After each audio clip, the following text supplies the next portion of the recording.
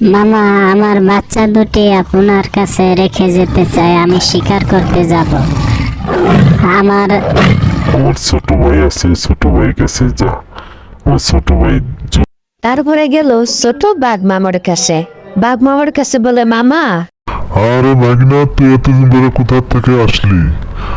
তোরা অনেকদিন পরে দেখলাম। মামা, আমি তোমার কাছে আমার বাচ্চা দুটি রেখে দিতে চাই, আমি শিকারে যাব, তুমি খেয়াল রাখো। আচ্ছা ভাগনা, তুই কোনো টেনশন করিস না, তোর বাচ্চা আমি দেখে রাখবো। আচ্ছা মামা, আমি অনেক দিন ধরে শিকার করি না, আমি শিকারে যাব, তুমি খেয়াল রাখো। আমার বাচ্চা দুটি তুমি খেয়াল রাখো। টেনশন করিস না ভাগ্নে, টেনশন করিস না, তোর বাচ্চা দুটি আমি দেখে রাখবো, তুই কোনো টেনশন করবি না ভাগ্নে। আচ্ছা মামা, ঠিক আছে, তুমি খেয়াল রাখো, আমার বাচ্চা দুটি খেয়াল রাখো। ঠিক আছে ভাগ্নে, তুই কোনো টেনশন করিস না। ভাগিনা গেছে শিকারে, এখন আমি অনেক দিন ধরে শিয়ালের বাচ্চা খাই না, আমি একটি বাচ্চা খেয়ে নেব। আমি এখন একটি বাচ্চা খেয়ে দেখবো কিরকম লাগে। অনেক দিন ধরে শিকার খাই না শিয়ালের বাচ্চা, শিয়ালের বাচ্চা আমি খেয়ে নেব। খুব সুস্বাদু, শিয়ালের ছানাটা অনেক সুস্বাদু, এটা রেখে দিই, শিয়াল আসলে। আচ্ছা মামা, আমার ছানা কোথায়? ছানা কোথায় মামা? আরে বাগনা, তোর মাথা খারাপ হয়ে গেছে নাকি? তোর বাচ্চা তো তোর পিছে পিছেই গেল। একটি বাচ্চা আমি আমার কাছে রেখে গেছে, আরেকটি বাচ্চা তোর পিছে পিছে গেল। তুই তুই আমার ভুল বুঝিস না, আমি তোর বাচ্চা তো খেয়াল রাখছি। আচ্ছা মামা, তুমি তো আমার বাচ্চা খেয়াল রাখতে পারো নাই, আল্লাহ তোমার বিচার করবে।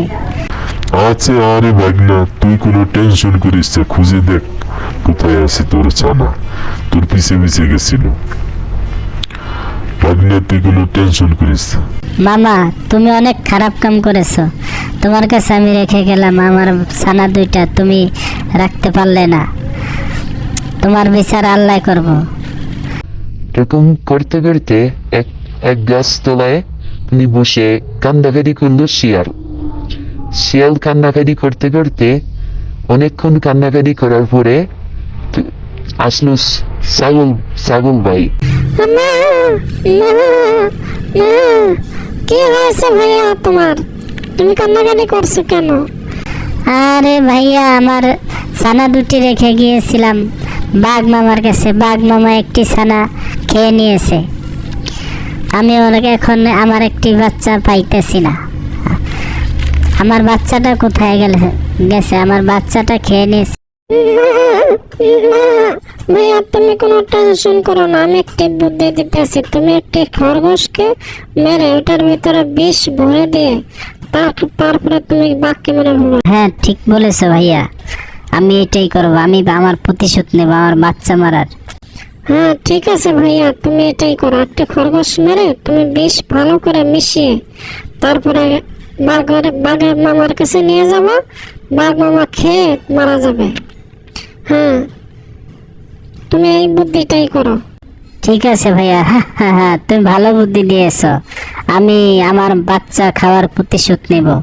আমি একটি খরগোশ তারপরে মেরে তারপরে নিয়ে গেল বাঘ মামার কাছে। বাঘ মামা, ভালো আছো? তুমি তো শুকিয়ে গেছো, অনেক দিন ধরে খেতে পারো না, তুমি অনেক দিন ধরে খেতে পারো না, তুমি শুকিয়ে গিয়েছো। তোমার জন্য একটি খরগোশ মেরে এনেছি, খরগোশ শিকার করে এনেছি, তুমি এটা খেয়ে নিও। তুমি খেয়ে তারপরে তোমার মনটা তৃপ্তি করে নিও। আমার বাচ্চাটা তো পেলাম না, তাই তুমি এটা খেয়ে নাও। তোমার জন্য একটি খরগোশ নিয়ে এনেছি, তুমি হলো জংলার বাঘ। ঠিক আছে ভাগ্নে, তুই যখন এত শখ করে এনেছিস, আমার তো দেখে খুব লোভ লাগতেছে, আমি খেয়ে নিব ভাগ্নে, আমি খেয়ে নিতেছি ভাগ্নে। খুব সুস্বাদু ভাগ্নে। বাহ ভাগ্নে, তুই এটা কি নিয়ে আসছ? আমার তো বুক জ্বলে যাচ্ছে, বুক চোখ জ্বলে যাচ্ছে ভাগ্না, তুই এটা কি নিয়ে আইছ? মর, তুই মর, তোর মরাই কাম। প্রিয় বন্ধুরা, গল্পটি কেরম লাগলো তা ভালো লাগলে আমাদের সাথেই থাকবা।